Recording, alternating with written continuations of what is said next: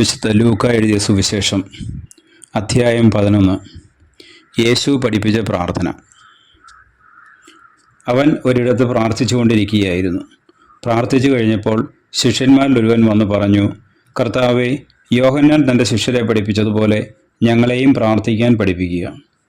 അവൻ അരുളി ചെയ്തു, നിങ്ങളിങ്ങനെ പ്രാർത്ഥിക്കുവിൻ: പിതാവേ, അങ്ങയുടെ നാമം പൂജിതമാകണമേ, അങ്ങയുടെ രാജ്യം വരണമേ, അന്നു വേണ്ട ആഹാരം ഓരോ ദിവസവും ഞങ്ങൾക്ക് നൽകണമേ, ഞങ്ങളുടെ പാപങ്ങൾ ഞങ്ങളോട് ക്ഷമിക്കണമേ, എന്തെന്നാൽ ഞങ്ങളുടെ കടക്കാരോട് ഞങ്ങളും ക്ഷമിക്കുന്നു, ഞങ്ങളെ പ്രലോഭനത്തിൽ ഉൾപ്പെടുത്തരുതേ.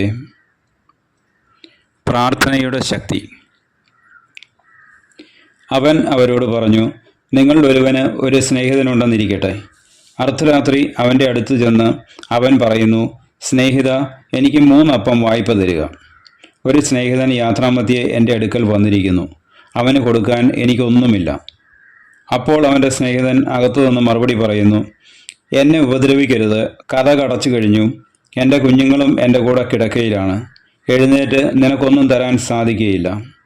ഞാൻ നിങ്ങളോട് പറയുന്നു, അവൻ സ്നേഹിതനാണ് എന്നതിൻ്റെ പേരിൽ അവനൊന്നും കൊടുക്കുകയില്ലെങ്കിൽ തന്നെ നിർബന്ധ നിമിത്തം എഴുന്നേറ്റ് അവന് വേണ്ടത് നൽകും. ഞാൻ നിങ്ങളോട് പറയുന്നു, ചോദിക്കുവിൻ, നിങ്ങൾക്ക് ലഭിക്കും; അന്വേഷിക്കുവിൻ, നിങ്ങൾ കണ്ടെത്തും; മുട്ടുവിൻ, നിങ്ങൾക്ക് തുറന്നു കിട്ടും. എന്തെന്നാൽ ചോദിക്കുന്ന ഏവനും ലഭിക്കുന്നു, അന്വേഷിക്കുന്നവൻ കണ്ടെത്തുന്നു, മുട്ടുന്നവന് തുറന്നു കിട്ടുകയും ചെയ്യുന്നു. നിങ്ങളിൽ ഏതൊരു പിതാവാണ് മകൻ മീൻ ചോദിച്ചാൽ പകരം പാമ്പിനെ കൊടുക്കുക? മുട്ട ചോദിച്ചാൽ പകരം തേളിനെ കൊടുക്കുക? മക്കൾക്ക് നല്ല ദാനങ്ങൾ നൽകാൻ ദുഷ്ടരായ നിങ്ങൾക്കറിയാമെങ്കിൽ സ്വർഗസ്ഥനായ പിതാവ് തന്നോട് ചോദിക്കുന്നവർക്ക് എത്രയധികമായി പരിശുദ്ധാത്മാവിനെ നൽകുകയില്ല. യേശുവും ബെൽസെബൂലും. അവൻ ഊമനായ ഒരു പിശാചിനെ ബഹിഷ്കരിക്കുകയായിരുന്നു. പിശാച് പുറത്തു പോയപ്പോൾ ആ ഊമൻ സംസാരിച്ചു. ജനങ്ങൾ അത്ഭുതപ്പെട്ടു. അവരിൽ ചിലർ പറഞ്ഞു, അവൻ പിശാചുകളുടെ തലവനായ ബെൽസെബൂലിനെ കൊണ്ടാണ് പിശാചുകളെ ബഹിഷ്കരിക്കുന്നത്. വേറെ ചിലർ അവനെ പരീക്ഷിക്കുവാൻ സ്വർഗത്തിൽ നിന്നൊരു അടയാളം അവനോട് ആവശ്യപ്പെട്ടു. അവരുടെ വിചാരങ്ങൾ അറിഞ്ഞുകൊണ്ട് അവൻ പറഞ്ഞു, അന്തഛിദ്രമുള്ള രാജ്യം നശിച്ചു പോകും, അന്തഛിദ്രമുള്ള ഭവനവും വീണുപോകും. സാത്താൻ തനിക്ക് തന്നെ എതിരായി ഭിന്നിച്ചാൽ അവൻ്റെ രാജ്യം എങ്ങനെ നിലനിൽക്കും? ഞാൻ ബെൽസെബൂലിനെ കൊണ്ടാണ് പിശാചുകളെ പുറത്താക്കുന്നു എന്ന് നിങ്ങൾ പറയുന്നു. ഞാൻ ബെൽസെബൂലിനെ കൊണ്ട് പിശാചുകളെ പുറത്താക്കുന്നു എന്ന് നിങ്ങൾ പറയുന്നു. ബെൽസെബൂലിനെ കൊണ്ടാണ് ഞാൻ പിശാചുകളെ ബഹിഷ്കരിക്കുന്നതെങ്കിൽ നിങ്ങളുടെ പുത്രന്മാർ ആരെ കൊണ്ടാണ് അവയെ ബഹിഷ്കരിക്കുന്നത്? അതുകൊണ്ട് അവർ നിങ്ങളുടെ വിധികർത്താക്കളായിരിക്കും. എന്നാൽ ദൈവകരം കൊണ്ടാണ് ഞാൻ പിശാചുകളെ പുറത്താക്കുന്നതെങ്കിൽ ദൈവരാജ്യം നിങ്ങളുടെ ഇടയിൽ വന്നു കഴിഞ്ഞിരിക്കുന്നു. ശക്തൻ ആയുധധാരിയായി തൻ്റെ കൊട്ടാരത്തിന് കാവൽ നിൽക്കുമ്പോൾ അവൻ്റെ വസ്തുക്കൾ സുരക്ഷിതമാണ്. എന്നാൽ കൂടുതൽ ശക്തനായ ഒരുവൻ അവനെ ആക്രമിച്ച് കീഴ്പ്പെടുത്തിയാൽ അവൻ ആശ്രയിച്ചിരുന്ന ആയുധങ്ങൾ മറ്റവൻ അപഹരിക്കുകയും കൊള്ള മുതൽ ഭാഗിച്ചെടുക്കുകയും ചെയ്യും. എന്നോടുകൂടെ അല്ലാത്തവൻ എനിക്കെതിരാണ്, എന്നോടുകൂടെ ശേഖരിക്കാത്തവൻ ചിതറിച്ചു കളയുന്നു. അശുദ്ധാത്മാവിൻ്റെ തിരിച്ചുവരവ്. അശുദ്ധാത്മാവ് ഒരുവനെ വിട്ടുപോയാൽ വരണ്ട സ്ഥലങ്ങളിലൂടെ ആശ്വാസം തേടി അലഞ്ഞു നടക്കും. കണ്ടെത്താതെ വരുമ്പോൾ അവൻ പറയുന്നു, ഇറങ്ങിപ്പോകുന്ന ഭവനത്തിലേക്ക് തന്നെ ഞാൻ തിരിച്ചു ചെല്ലും. തിരിച്ചു വരുമ്പോൾ ആ വീട് അടിച്ചുവാരി സജ്ജീകരിക്കപ്പെട്ടതായി കാണുന്നു. അപ്പോൾ അവൻ പോയി തന്നേക്കാൾ ദുഷ്ടരായ മറ്റ് 7 അശുദ്ധാത്മാക്കളെ കൂടി കൊണ്ടുവന്ന് അവിടെ പ്രവേശിച്ച് വാസമുറപ്പിക്കുന്നു. അങ്ങനെ ആ മനുഷ്യൻ്റെ സ്ഥിതി ആദ്യത്തേതിനേക്കാൾ മോശമായി തീരുന്നു. മഹത്തായ ഭാഗ്യം. അവൻ ഇത് അരുളി ചെയ്തുകൊണ്ടിരിക്കുമ്പോൾ ജനക്കൂട്ടത്തിൽ നിന്നൊരു സ്ത്രീ ഉച്ചത്തിൽ അവനോട് പറഞ്ഞു, നിന്നെ വഹിച്ച ഉദരവും നിന്നെ പാലൂട്ടിയ മുലകളും ഭാഗ്യമുള്ളവ. അവൻ പറഞ്ഞു, ദൈവവചനം കേട്ട് അത് പാലിക്കുന്നവർ കൂടുതൽ ഭാഗ്യവാന്മാർ. യോനായുടെ അടയാളം. ജനക്കൂട്ടം വർദ്ധിച്ചു വന്നപ്പോൾ അവൻ പറഞ്ഞു തുടങ്ങി, ഈ തലമുറ ദുഷിച്ച തലമുറയാണ്, ഇത് അടയാളം അന്വേഷിക്കുന്നു. എന്നാൽ യോനായുടെ അടയാളമല്ലാതെ മറ്റൊരു അടയാളവും നൽകപ്പെടുകയില്ല. യോന നിനവേക്കാർക്ക് അടയാളമായിരുന്നത് പോലെ മനുഷ്യപുത്രൻ ഈ തലമുറയ്ക്കും അടയാളമായിരിക്കും. ദക്ഷിണദേശത്തെ രാജ്ഞി വിധി ദിനത്തിൽ ഈ തലമുറയിലെ ജനങ്ങളോടൊപ്പം ഉയർപ്പിക്കപ്പെടുകയും ഇതിനെ കുറ്റം വിധിക്കുകയും ചെയ്യും. എന്തെന്നാൽ സോളമന്റെ വിജ്ഞാനം ശ്രവിക്കാൻ അവൾ ഭൂമിയുടെ അതിർത്തിയിൽ നിന്ന് വന്നു. എന്നാൽ ഇതാ, ഇവിടെ സോളമനേക്കാൾ വലിയവൻ. നിനവേ നിവാസികൾ വിധിദിനത്തിൽ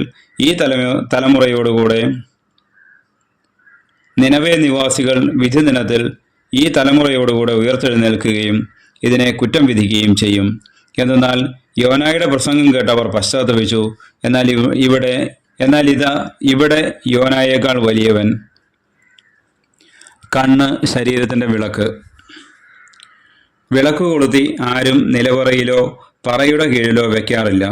മറിച്ച് അകത്ത് പ്രവേശിക്കുന്നവർക്ക് വെളിച്ചം കാണാൻ പീഠത്തിന്മേലാണ് വയ്ക്കുന്നത്. കണ്ണാണ് ശരീരത്തിൻ്റെ വിളക്ക്. കണ്ണ് കുറ്റമറ്റതെങ്കിൽ ശരീരം മുഴുവൻ പ്രകാശിക്കും. കണ്ണ് ദുഷിച്ചതെങ്കിലോ ശരീരം മുഴുവനും ഇരുണ്ടു പോകും. അതുകൊണ്ട് നിന്നിലുള്ള വെളിച്ചം ഇരുളാകാതിരിക്കാൻ സൂക്ഷിച്ചുകൊള്ളുക. ഇരുളടഞ്ഞ ഒരു ഭാഗവുമില്ലാതെ ശരീരം മുഴുവൻ പ്രകാശം നിറഞ്ഞതാണെങ്കിൽ വിളക്ക് അതിൻ്റെ രശ്മികൾ കൊണ്ട് നിനക്ക് വെളിച്ചം തരുന്നത് പോലെ ശരീരം മുഴുവൻ പ്രകാശമാനമായിരിക്കും.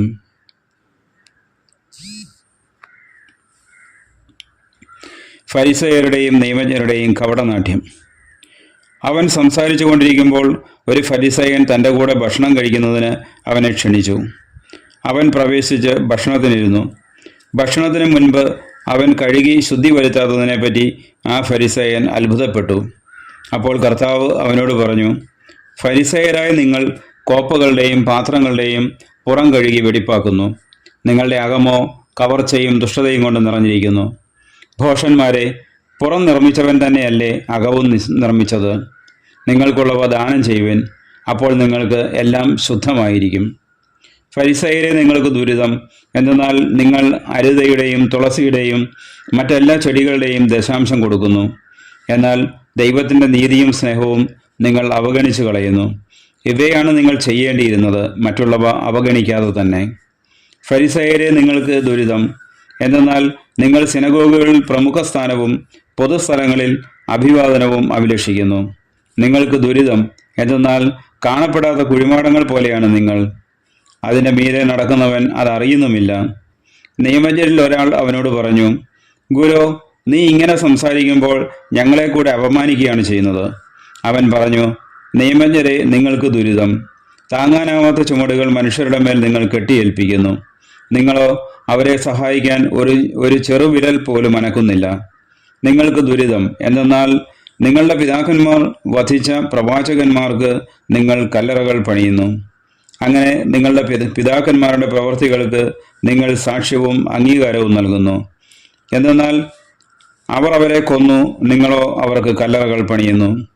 അതുകൊണ്ടാണ് ദൈവത്തിൻ്റെ ജ്ഞാനം ഇങ്ങനെ പറഞ്ഞിരിക്കുന്നത്, ഞാൻ അവരുടെ അടുത്തേക്ക് പ്രവാചകന്മാരെയും അപ്പസ്തോലന്മാരെയും അയക്കും. അവരിൽ ചിലരെ അവർ പീഡിപ്പിക്കുകയും കൊല്ലുകയും ചെയ്യും. ലോകാരംഭം മുതൽ ചൊരിയപ്പെട്ടിട്ടുള്ള സകല പ്രവാചകന്മാരുടെയും രക്തത്തിന്, ആബേൽ മുതൽ ബലിപീഠത്തിനും വിശുദ്ധ സ്ഥലത്തിനും മധ്യേ വെച്ച് കൊല്ലപ്പെട്ട സക്കറിയ വരെയുള്ളവരുടെ രക്തത്തിന് ഈ തലമുറ ഉത്തരം പറയേണ്ടി വരും. അതെ, ഞാൻ പറയുന്നു, ഈ തലമുറയോട് അത് ആവശ്യപ്പെടും. നിയമജ്ഞരെ, നിങ്ങൾക്ക് ദുരിതം! നിങ്ങൾ വിജ്ഞാനത്തിൻ്റെ താക്കോൽ കരസ്ഥമാക്കിയിരിക്കുന്നു. നിങ്ങളോ അകത്ത് പ്രവേശിച്ചില്ല, പ്രവേശിക്കാൻ വന്നവരെ തടസ്സപ്പെടുത്തുകയും ചെയ്തു. അവൻ അവിടെ നിന്ന് പോകവേ നിയമജ്ഞരും ഫരിസയരും കോപാകുലരായി പല കാര്യങ്ങളെപ്പറ്റി സംസാരിക്കാൻ അവനെ പ്രേരിപ്പിക്കുകയും അവൻ പറയുന്നതിൽ എന്തെങ്കിലും തെറ്റ് കണ്ടുപിടിക്കാൻ തക്കം നോക്കുകയും ചെയ്തു. അധ്യായം 12. ഭയം കൂടാതെ സാക്ഷ്യം നൽകുക. പരസ്പരം ചവിട്ടേൽക്കത്തക്ക വിധം ആയിരക്കണക്കിന് ജനങ്ങൾ തിങ്ങിക്കൂടി. അപ്പോൾ അവൻ ശിഷ്യരോട് പറയുവാൻ തുടങ്ങി, ഫരിസയരുടെ കാവട്യമാകുന്ന പുളിപ്പിനെ സൂക്ഷിച്ചുകൊള്ളുവിൻ. മറഞ്ഞിരിക്കുന്നതൊന്നും വെളിച്ചത്ത് വരാതിരിക്കുകയില്ല, നിഗൂഢമായിരിക്കുന്നതൊന്നും അറിയപ്പെടാതിരിക്കുകയുമില്ല. അതുകൊണ്ട് നിങ്ങൾ ഇരുട്ടത്ത് സംസാരിച്ചത് വെളിച്ചത്ത് കേൾക്കപ്പെടും. വീട്ടിൽ സ്വകാര്യ മുറികളിൽ വെച്ച് ചെവിയിൽ പറഞ്ഞത് പുരമുകളിൽ നിന്ന് പ്രഘോഷിക്കപ്പെടും. എൻ്റെ സ്നേഹിതരെ, നിങ്ങളോട് ഞാൻ പറയുന്നു, ശരീരത്തെ കൊല്ലുന്നതിൽ കവിഞ്ഞ് ഒന്നും ചെയ്യുവാൻ കഴിയാത്തവരെ നിങ്ങൾ ഭയപ്പെടേണ്ട. എന്നാൽ നിങ്ങൾ ആരെ ഭയപ്പെടണമെന്ന് ഞാൻ മുന്നറിയിപ്പ് തരാം. കൊന്നതിന് ശേഷം നിങ്ങളെ നരകത്തിലേക്ക് തള്ളിക്കളയാൻ അധികാരമുള്ളവനെ ഭയപ്പെടുവിൻ. അതെ, ഞാൻ പറയുന്നു, അവനെ ഭയപ്പെടുവിൻ. 5 കുരുവികൾ 2 നാണയത്തൊട്ടിന് വിൽക്കപ്പെടുന്നില്ലേ? അവയിൽ ഒന്നുപോലും ദൈവസന്നിധിയിൽ വിസ്മരിക്കപ്പെടുന്നില്ല. നിങ്ങളുടെ തലമുടി ഇഴ പോലും എണ്ണപ്പെട്ടിരിക്കുന്നു. ഭയപ്പെടേണ്ട, നിങ്ങൾ അനേകം കുരുവികളെക്കാൾ വിലയുള്ളവരാണ്. ഞാൻ നിങ്ങളോട് പറയുന്നു, മനുഷ്യരുടെ മുമ്പിൽ എന്നെ ഏറ്റുപറയുന്ന ഏതൊരുവനെയും ദൈവത്തിൻ്റെ ദൂതന്മാരുടെ മുമ്പിൽ മനുഷ്യപുത്രനും ഏറ്റുപറയും. മനുഷ്യരുടെ മുമ്പിൽ എന്നെ തള്ളിപ്പറയുന്നവൻ ദൈവത്തിൻ്റെ ദൂതന്മാരുടെ മുമ്പിലും തള്ളിപ്പറയപ്പെടും. മനുഷ്യപുത്രനെതിരായി സംസാരിക്കുന്നവനോട് ക്ഷമിക്കപ്പെടും, എന്നാൽ പരിശുദ്ധാത്മാവിനെതിരായി ദൂഷണം പറയുന്നവനോട് ക്ഷമിക്കപ്പെടുകയില്ല. സിനഗോഗുകളിലും അധികാരികളുടെയും ഭരണാധിപന്മാരുടെയും മുമ്പിലും അവർ നിങ്ങളെ കൊണ്ടുപോകുമ്പോൾ എങ്ങനെ എന്ത് ഉത്തരം കൊടുക്കുമെന്നും എന്ത് പറയുമെന്നും ഉത്കണ്ഠാകുലരാകേണ്ട. എന്താണ് പറയേണ്ടതെന്ന് ആ സമയത്ത് പരിശുദ്ധാത്മാവ് നിങ്ങളെ പഠിപ്പിക്കും. ഭോഷനായ ധനികൻ. ജനക്കൂട്ടത്തിൽ നിന്നൊരുവൻ അവനോട് പറഞ്ഞു, ഗുരു, പിതൃസ്വത്ത് ഞാനുമായി പങ്കുവയ്ക്കാൻ എൻ്റെ സഹോദരനോട് കൽപ്പിക്കണമേ. യേശു അവനോട് ചോദിച്ചു, ഹേ മനുഷ്യ, എന്നെ നിങ്ങളുടെ ന്യായാധിപനോ സ്വത്ത് ഭാഗിക്കുന്നവനോ ആയി ആര് നിയമിച്ചു? അനന്തരം അവൻ അവരോട് പറഞ്ഞു, ജാഗരൂകരായിരിക്കുവിൻ, എല്ലാ അത്യാഗ്രഹങ്ങളിൽ നിന്ന് അകന്നിരിക്കുകയും ചെയ്യുവിൻ. മനുഷ്യജീവിതം സമ്പത്ത് കൊണ്ടല്ല ധന്യമാകുന്നത്. ഒരു ഉപമയും അവൻ അവരോട് പറഞ്ഞു. ഒരു ധനികന്റെ കൃഷിസ്ഥലം സമൃദ്ധമായ വിളവ് നൽകി. അവൻ ഇങ്ങനെ ചിന്തിച്ചു, ഞാൻ എന്ത് ചെയ്യും? ഈ ധാന്യം മുഴുവൻ സൂക്ഷിക്കുവാൻ എനിക്ക് സ്ഥലമില്ലല്ലോ. അവൻ പറഞ്ഞു, ഞാൻ ഇങ്ങനെ ചെയ്യും, എൻ്റെ അറപ്പുരകൾ പൊളിച്ച് കൂടുതൽ വലിയവ പണിയും. അതിൽ എൻ്റെ ധാന്യവും വിഭവങ്ങളും സംഭരിക്കും. അനന്തരം ഞാൻ എൻ്റെ ആത്മാവിനോട് പറയും, ആത്മാവേ, അനേക വർഷത്തേക്ക് വേണ്ട വിഭവങ്ങൾ നിനക്കായി സംഭരിക്കപ്പെട്ടിരിക്കുന്നു. വിശ്രമിക്കുക, തിന്നുകുടിച്ച് ആനന്ദിക്കുക. എന്നാൽ ദൈവം അവനോട് പറഞ്ഞു, ഭോഷ, ഈ രാത്രി നിന്റെ ആത്മാവിനെ നിന്നിൽ നിന്ന് ആവശ്യപ്പെടും. അപ്പോൾ നീ ഒരുക്കി വെച്ചിരിക്കുന്നവ ആരുടേതാകും? ഇതുപോലെയാണ് ദൈവസന്നിധിയിൽ സമ്പന്നനാകാതെ തനിക്ക് വേണ്ടി സമ്പത്ത് ശേഖരിച്ചു വയ്ക്കുന്നവനും. ഇതുപോലെയാണ് ദൈവസന്നിധിയിൽ സമ്പന്നനാകാതെ തനിക്ക് വേണ്ടി സമ്പത്ത് ശേഖരിച്ച് വയ്ക്കുന്നവനും. ദൈവപരിപാലനയിൽ ആശ്രയം. വീണ്ടും അവൻ ശിഷ്യരോട് അരുളി ചെയ്തു, അതിനാൽ ഞാൻ നിങ്ങളോട് പറയുന്നു, എന്ത് ഭക്ഷിക്കുമെന്ന ജീവനെപ്പറ്റിയോ എന്ത് ധരിക്കും എന്ന ശരീരത്തെപ്പറ്റിയോ നിങ്ങൾ ആകുലരാകേണ്ട. എന്നാൽ ജീവൻ ഭക്ഷണത്തിനും ശരീരം വസ്ത്രത്തിനും ഉപരിയാണ്. കാക്കകളെ നോക്കുവിൻ, അവ വിതയ്ക്കുന്നില്ല, കൊയ്യുന്നില്ല. അവയ്ക്ക് കലവറയോ കളപ്പുരയോ ഇല്ല, എങ്കിലും ദൈവം അവയെ പോറ്റുന്നു. പക്ഷികളേക്കാൾ എത്രയോ വിലപ്പെട്ടവരാണ് നിങ്ങൾ. ആകുലരാകുന്നത് കൊണ്ട് ആയുസിൻ്റെ ദൈർഘ്യം ഒരു മുഴം കൂടി നീട്ടാൻ നിങ്ങളിൽ ആർക്ക് സാധിക്കും? ഏറ്റവും നിസ്സാരമായി ഇതുപോലും ചെയ്യാൻ നിങ്ങൾക്ക് കഴിവില്ലെങ്കിൽ മറ്റുള്ളവയെപ്പറ്റി ആകുലരാകുന്നത് എന്തിന്? ലില്ലികളെ നോക്കുവിൻ, അവ നൂൽ നൂൽക്കുകയോ വസ്ത്രം നെയ്യുകയോ ചെയ്യുന്നില്ലല്ലോ. എങ്കിലും ഞാൻ നിങ്ങളോട് പറയുന്നു, സോളമൻ പോലും അവൻ്റെ സർവ്വമഹത്വത്തിലും അവയിൽ ഒന്നിനെ പോലെ അലങ്കൃതനായിരുന്നില്ല. ഇന്നുള്ളതും നാളെ തീയിലെറിയപ്പെടുന്നതുമായ വയലിലെ പുല്ലിനെ ദൈവം ഇത്രമാത്രം അണിയിക്കുന്നെങ്കിൽ അല്പവിശ്വാസികളെ നിങ്ങളെ എത്രയധികം അണിയിക്കുകയില്ല. എന്ത് തിന്നുമെന്നോ എന്ത് കുടിക്കുമെന്നോ അന്വേഷിക്കേണ്ട, ആകുലചിത്തരാവുകയും വേണ്ട. ഈ ലോകത്തിൻ്റെ ജനതകളാണ് ഇതെല്ലാം അന്വേഷിക്കുന്നത്. നിങ്ങൾക്കിതെല്ലാം ആവശ്യമാണെന്ന് നിങ്ങളുടെ പിതാവിനറിയാം. നിങ്ങൾ അവിടുത്തെ രാജ്യം അന്വേഷിക്കുവിൻ, ഇവയെല്ലാം അതോടൊപ്പം നിങ്ങൾക്ക് ലഭിക്കും. ചെറിയ അജഗണമേ, ഭയപ്പെടേണ്ട, എന്തെന്നാൽ നിങ്ങൾക്ക് രാജ്യം നൽകാൻ നിങ്ങളുടെ പിതാവ് പ്രസാദിച്ചിരിക്കുന്നു. നിങ്ങളുടെ സമ്പത്ത് വിറ്റ് ദാനം ചെയ്യുവിൻ. പഴകിപ്പോകാത്ത പണസഞ്ചികൾ കരുതി വയ്ക്കുവിൻ. ഒടുങ്ങാത്ത നിക്ഷേപം സ്വർഗത്തിൽ സംഭരിച്ചു വയ്ക്കുവിൻ. അവിടെ കള്ളന്മാർ കടന്നു വരികയോ ചിതൽ നശിപ്പിക്കുകയോ ഇല്ല. നിന്റെ നിക്ഷേപം എവിടെയോ അവിടെ നിന്റെ ഹൃദയവും.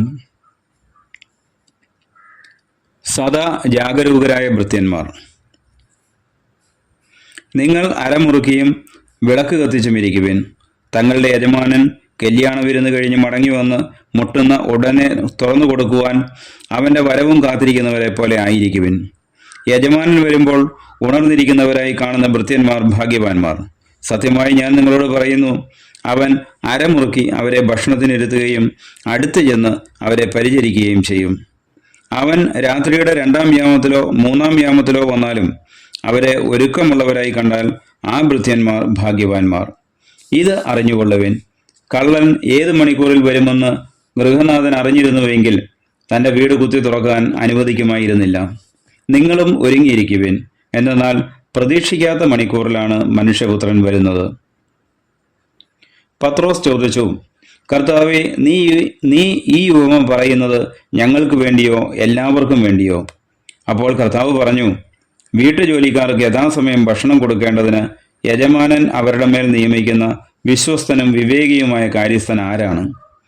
യജമാനൻ വരുമ്പോൾ ജോലിയിൽ വ്യാപൃതനായി കാണുന്ന ഭൃത്യൻ ഭാഗ്യവാൻ.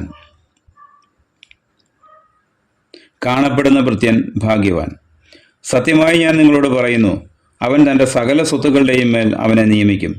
എന്നാൽ ആ ഭൃത്യൻ തൻ്റെ യജമാനൻ വരാൻ വൈകും എന്ന് ഉള്ളിൽ കരുതി യജമാനന്റെ ദാസന്മാരെയും ദാസിമാരെയും അടിക്കാനും തിന്നുകുടിച്ച് ഉന്മത്തനാകാനും തുടങ്ങിയാൽ പ്രതീക്ഷിക്കാത്ത ദിവസത്തിലും അറിയാത്ത മണിക്കൂറിലും യജമാനൻ വരികയും അവനെ ശിക്ഷിച്ച് അവൻ്റെ പങ്ക് അവിശ്വാസികളോടുകൂടെ ആക്കുകയും ചെയ്യും.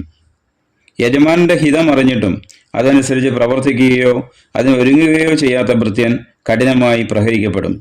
എന്നാൽ അറിയാതെയാണ് ഒരുവൻ ശിക്ഷാർഹമായ തെറ്റ് ചെയ്തതെങ്കിൽ അവൻ ലഘുവായേ പ്രഹരിക്കപ്പെടുകയുള്ളൂ. അധികം ലഭിച്ചവനിൽ നിന്ന് അധികം ആവശ്യപ്പെടും, അധികം ഏൽപ്പിക്കപ്പെട്ടവനോട് അധികം ചോദിക്കും. സമാധാനമല്ല ഭിന്നതകൾ. ഭൂമിയിൽ തീയിടാനാണ് ഞാൻ വന്നത്. അത് ഇതിനകം കത്തിജ്വലിച്ചിരുന്നെങ്കിൽ. എനിക്ക് ഒരു സ്നാനം സ്വീകരിക്കാനുണ്ട്. അത് നിവൃത്തിയാകുവോളം ഞാൻ എത്ര ഞെരുങ്ങുന്നു. ഭൂമിയിൽ സമാധാനം നൽകാനാണ് ഞാൻ വന്നിരിക്കുന്നതെന്ന് നിങ്ങൾ വിചാരിക്കുന്നുവോ? അല്ല, ഭിന്നത എന്ന് ഞാൻ നിങ്ങളോട് പറയുന്നു. ഭിന്നിച്ചിരിക്കുന്ന 5 പേർ ഇനിമേൽ ഒരു വീട്ടിലുണ്ടായിരിക്കും. 3 പേർ 2 പേർക്കെതിരായും 2 പേർ 3 പേർക്കെതിരായും ഭിന്നിച്ചിരിക്കും.